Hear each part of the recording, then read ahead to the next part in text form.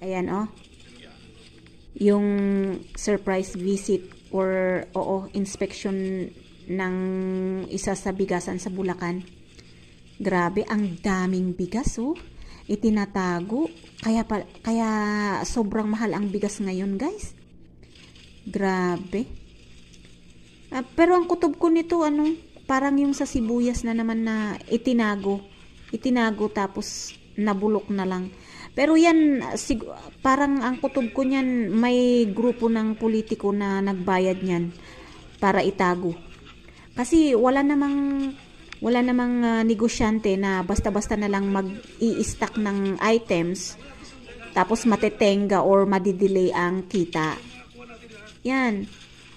Naku, malakas ang kutob ko talaga na bayad na ang mga yan para maging mahal at sisihin na naman si President.